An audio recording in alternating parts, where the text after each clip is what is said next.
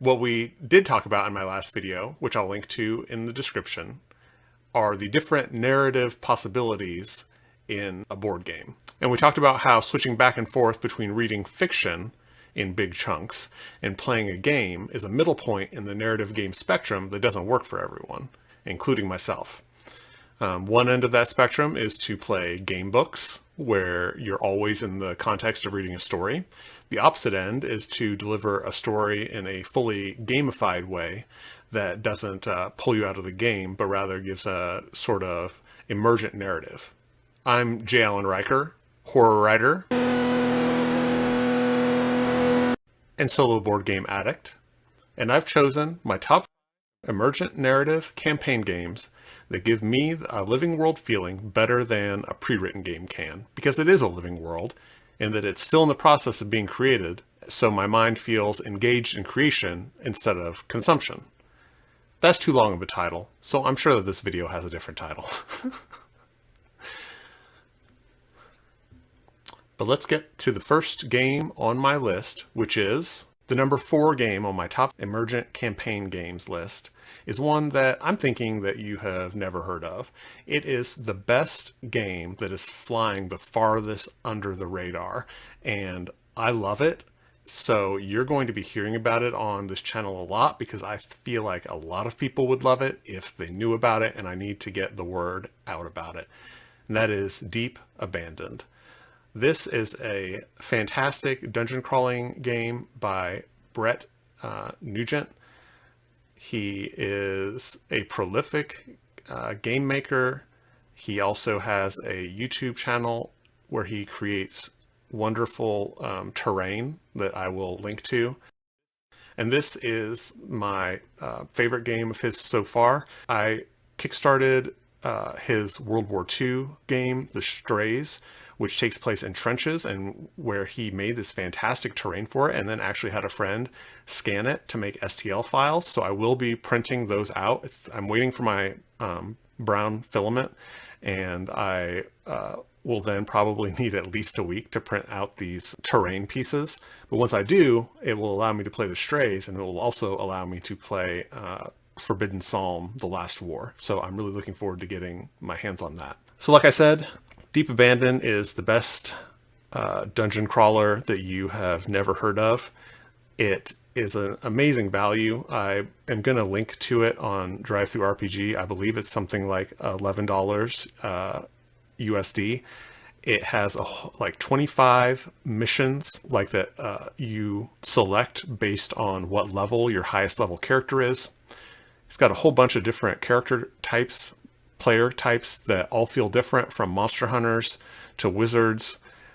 The missions are very diverse because each one is in an environment that has its own events table. So if a mission takes place in a sewer, then it will have a bunch of sewer-based events because it has a table made specifically for it, unlike games that do exploration by giving you tables that are used throughout the whole game. Every time you take a mission, it'll have a different feel.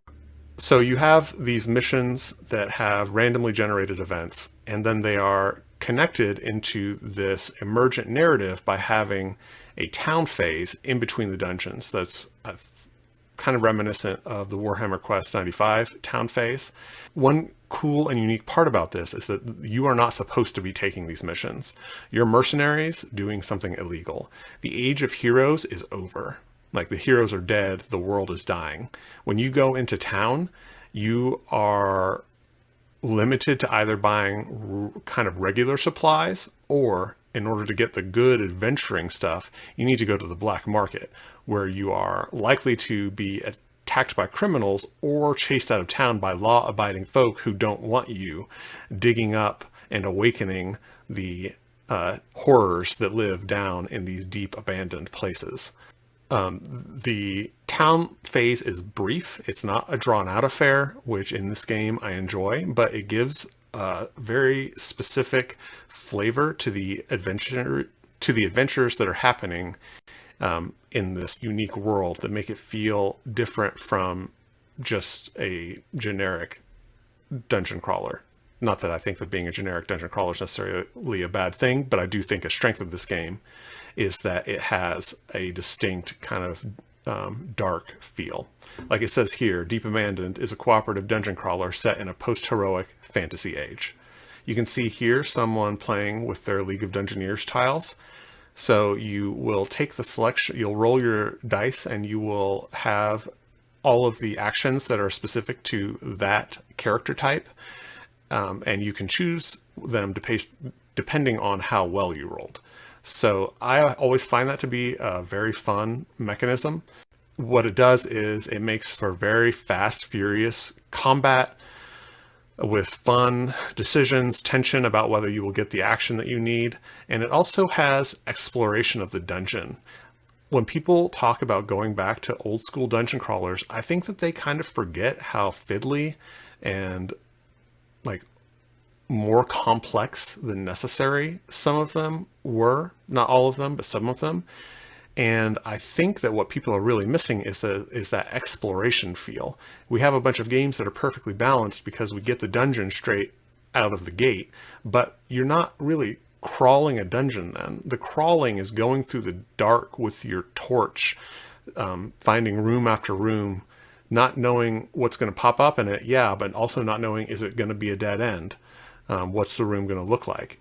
This is a topic for another video that I want to make about what qualifies as a dungeon crawler, but let me just say that Deep Abandoned counts as, in my opinion, a true dungeon crawler in every sense of the word. It's the best of old school meeting up with the quality of life improvements that we've seen in a lot of newer dungeon crawlers. The other good thing about this game is that, as you can see, someone is using their League of Dungeoneers tiles. Put the massive amount of dungeon stuff that you already own, all of the minis, all of the tiles, put it to good use instead of buying it over and over again. Deep Abandoned is a book that you buy for $11 that then has this amazing game, but it doesn't sell you the stuff that you already own. That's something that I'm getting more and more into, is trying to get the most value without filling my shelves up by constantly buying the same thing over and over. It's letting me try a lot more games for a lot less money. And this game is one of my favorite examples of that. It's going to be a topic for another video. Anyway, just to show you, this is what it looks like on my table. I used Legend of Drizzt 4x4 dungeon tiles, and the great thing about these is, besides the fact that they hook together, which really helps with my need to constantly adjust tiles so that they sit straight, is that they are 4x4, which is the original dimensions that Brett designed his own dungeon tiles to be, and that they have these things that are normally walls in Legend of Drizzt, but which I use as like high ground, so you're kind of on a little cliff there, and high ground is one of the main mechanisms of the game. So now let's move on to my number 3 game.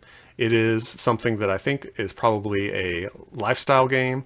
It is a game that can get better and better the more that you invest in it, and yet those investments are not big, so it's very addictive, and that is 4 Against Darkness. So 4 Against Darkness is a dungeon crawler where you draw the dungeon as you go. This turned out to be, for me, a lot of fun, and it really puts me in a flow state. It's kind of one of my Zen games. So you can play it your way. It can be extremely dangerous and deadly. One of the main designers of the expansion game books is Eric Bouchard, and his books are decidedly more deadly than most, but you can also play it in sort of just as a comfort game. There are so many ways to campaign this game. When you buy the first book, the game might seem a little bit limited. You will get several plays out of it, but then you're going to know, do I like this system enough that I want to see more? Am I setting it aside? If you like it and want to see more, the game just keeps getting better and better because there are so many different ways to play it. You can play 4 against the old ones, I think it's called, where you are playing against Cthulhu Mythos monsters with investigators, and it's a point crawl instead of a dungeon crawl. You can play 4 against Mars, where it is a point crawl through a city that's having like a 50s style flying saucer invasion. Honestly, it's difficult to talk about what this game is because it is so many things. Let me show you what I mean. This is the majority of my 4 Against Darkness collection. It's a lot. I like this game a lot, and there is a lot that you can get to turn it into exactly what you want. Over here you see Alone Against Fear. It is a horror game, which surprisingly I haven't tried out, even though I keep meaning to. But one thing is that my favorite way to play is with these card sets. You stack them up and you turn it over and you see, is it a room or corridor? And then you turn it over and you see what kind of room or corridor is it. You turn it over and see what kind of event happens in it. And I can just go into this flow state and create this dungeon that through random events and different monsters emerges into this story that my brain puts together without me even noticing it. My 2 favorite supplements are these, Twisted Final Fights and Twisted Dungeons. Each one of them you roll once a game. You roll Twisted Dungeons at the beginning to tell you what special thing is going on in that dungeon. It might be underwater. It might be infested with pixies. And then at the end, when you've come to the final boss, you roll on this to get one of 50 unique final bosses. That's 50 playthroughs where you will not face the same final creature. And by mixing all of this stuff together, you end up with this amazing emergent narrative. I have made my own overworld crawl using some of the details from 4 Against the Netherworld, which is actually a horrific game where you can throw your dead characters into and play as demons and cultists and dead souls going through hell. But it also has a nice overland adventure system. We're all still waiting for the official kind of generic overland adventure system, but this is a good stand-in. I have made my own mega dungeons using the cards in Twisted Dungeons, where there are settlements under the ground and each dungeon has its own sort of curse environment, and you're working your way from one settlement to the next, trying to get deep enough to find out what is the root of the cursed earth. They just released a book that's been years in the making called Treacheries of Troublesome Towns, where you've got all these tables that I haven't even delved into yet. And this book came out only a week ago and I haven't printed it out yet, but I can't wait because I've built up so much gold with my main party, and I can't wait to build my own house, and where you can have all sorts of interactions, and where there are guilds and there are factions that you have to look out for. I have a party of pit fighters that fights in the tournament of the undead Viscount. By giving you so much for your imagination to work with, 4 Against Darkness is just one of the absolute peak examples of how to start simple and then build out into an enormous world with emergent narrative that's constantly surprising and delighting. And it can seem a little bit intimidating to get into just by that base book. And actually, if you want to ask me, I will tell you where I think that you should go from there. So that brings us to my number 2 emergent narrative campaign game, Hoplomachus Victorum. Now this one is definitely the most narrative light and the most light on even flavor text. But its campaign is so compelling without being buried in any amount of external narrative, honestly, that I have to include it high on this list. I have never been as addicted to a board game as I am to Hoplomachus Victorum. And that is a combination between its gameplay and its campaign structure.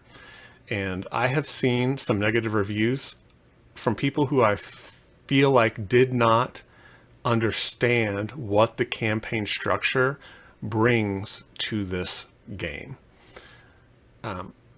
I know that there is Hoplomachus Remastered, and I don't know that I will ever get it because I like this campaign structure so much, and it mitigates so many of the things that otherwise I might find bothersome if it were a one-off game. So the gameplay in Hoplomachus Victorum is very fast. Yes, it is a tactically deep game, but it's not one of these skirmish games where one battle takes you an entire evening or multiple evenings.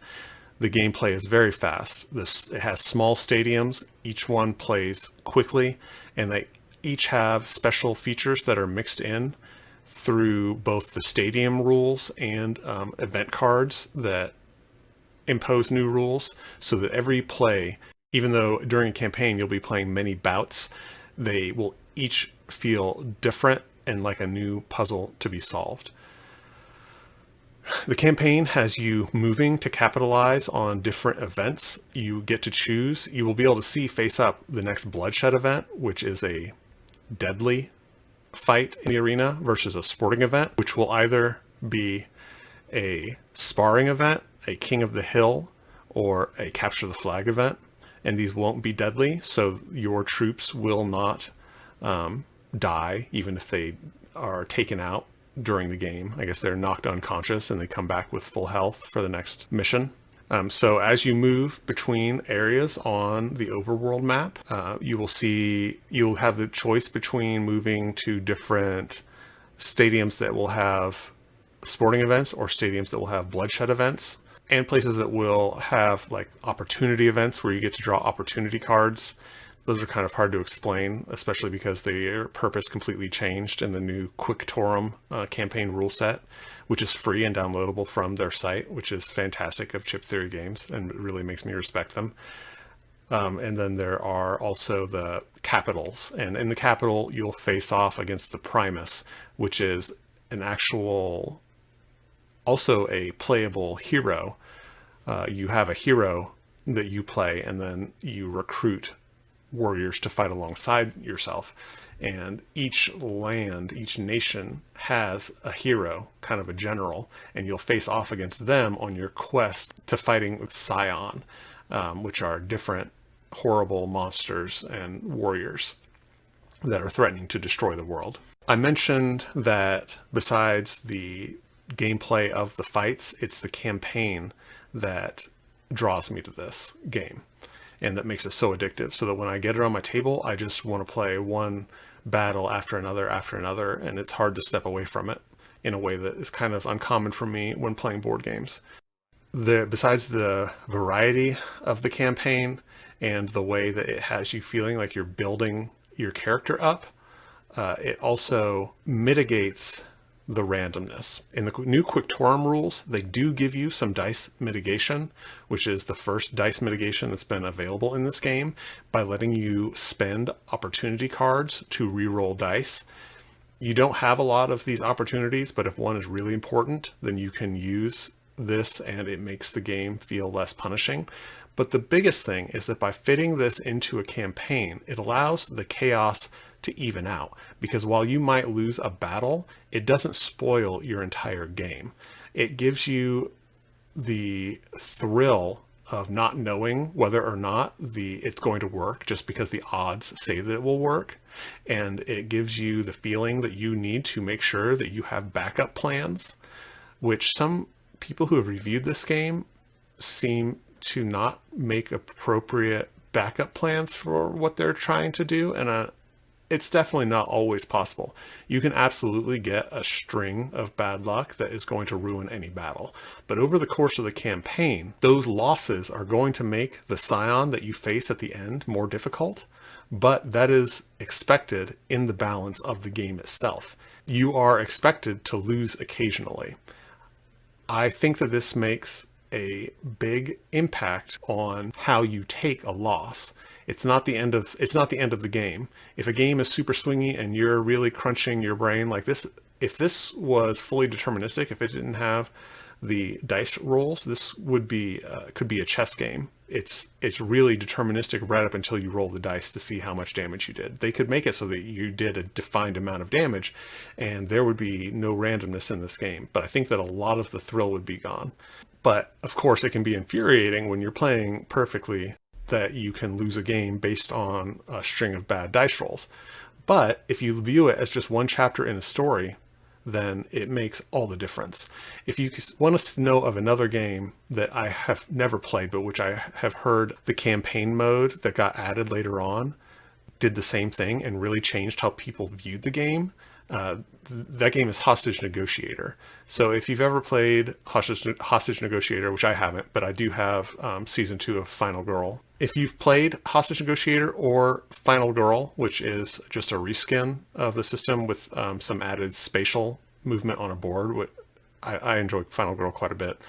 But one thing that you'll know is that the swinginess of those dice rolls is absolutely brutal.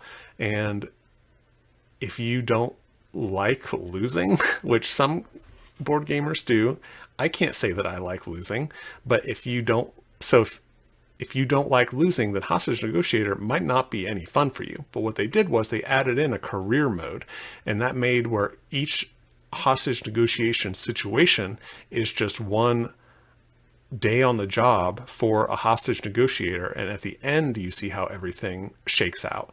And so you might lose the battle, but you're not losing the game. That is the case in Hoplomachus Victorum, and it makes this campaign wonderful on multiple levels to the point where, in my opinion, it's essential. So that brings us finally to my number 1 emergent campaign board game, 5 Leagues from the Borderland. It is hard for me to overstate how amazing this game is. The combat, it is another game like Deep Abandoned, where you bring your own miniatures and your own terrain, and it gives you a game experience utilizing those, which, like I said, I think is fantastic. And I think that in these times where it costs so much to ship miniatures and a bunch of air in a box from China, that this is a game type that should skyrocket. And I'm going to be championing this sort of game whenever I can. So besides having fast, fun, extremely intense combat that's very easy to track, doesn't have a bunch of statuses, doesn't have a bunch of hit points to track, just makes it very unfiddly. This game also has literally the most ingenious procedurally generated campaign that I can imagine. The campaign generation in this game is, honestly, it's mind-blowing.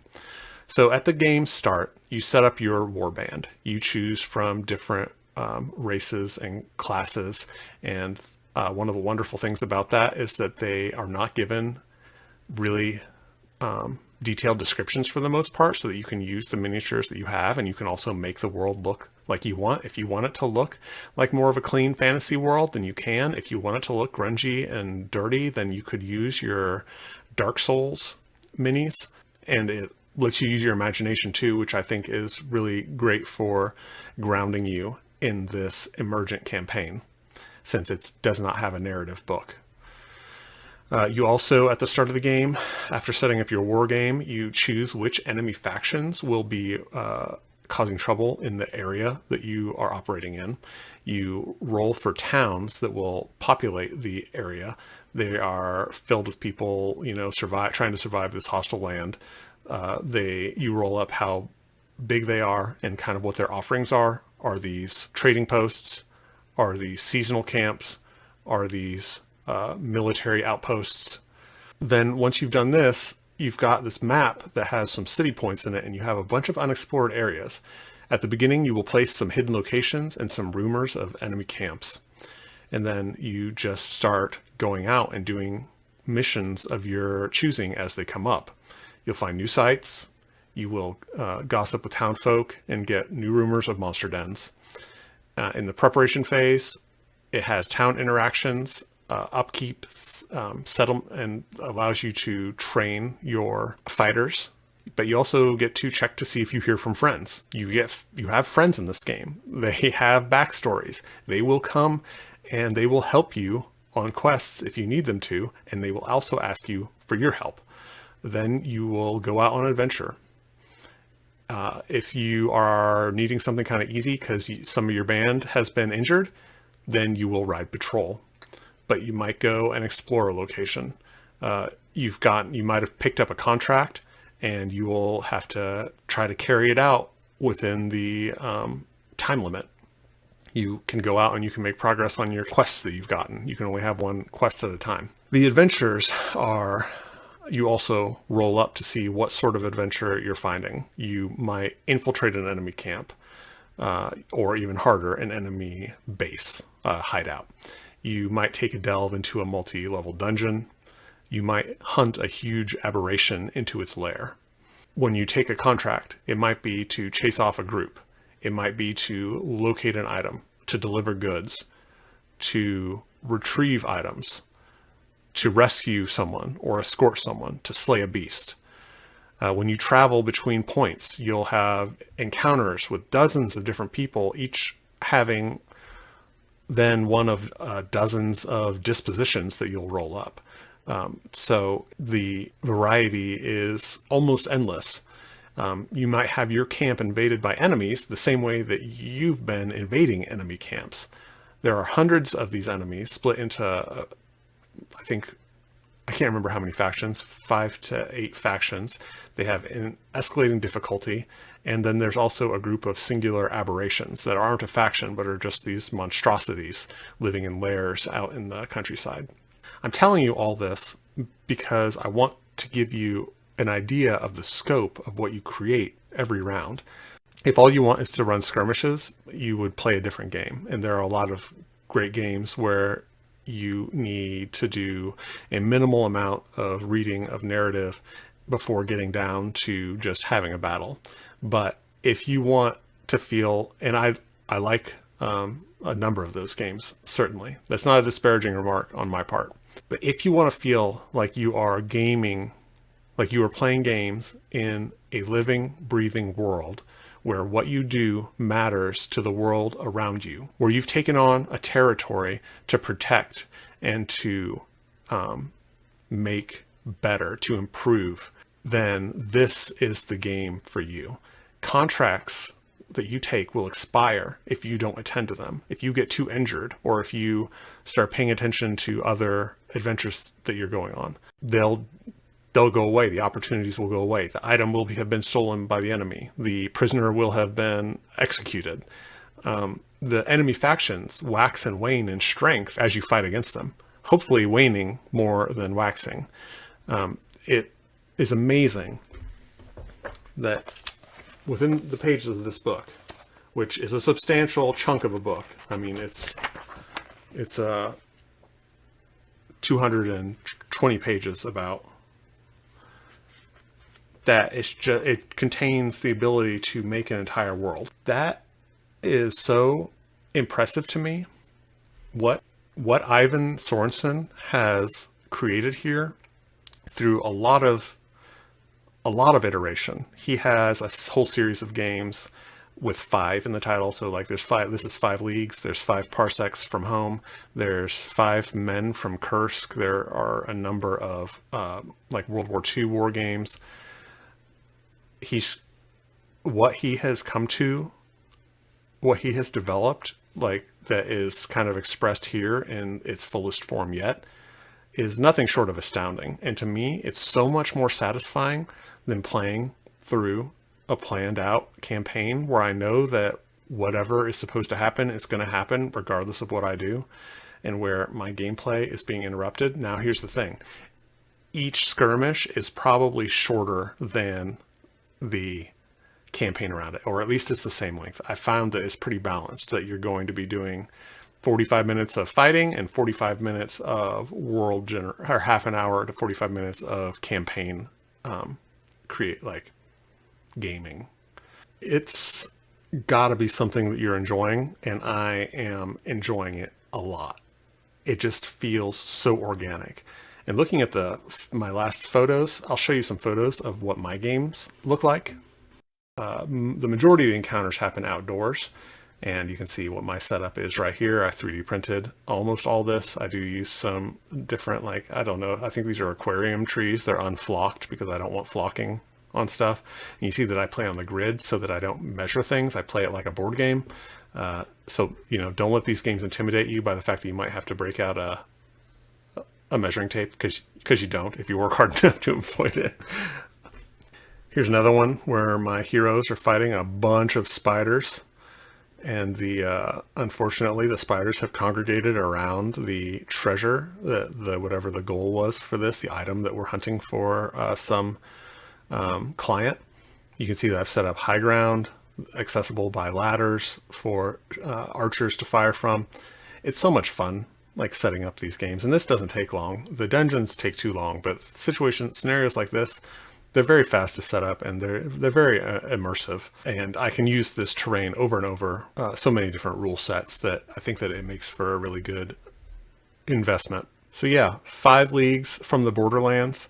I believe that it's something like $20, and it will provide you with the emergent campaign that you have, like, always dreamed of. It makes you feel like you're playing in a living world, and it will probably spoil you for a lot of narrative campaign games, because you'll find that your imagination fills in the gaps better than a writer's can, because it is creating the world as you would want to see it.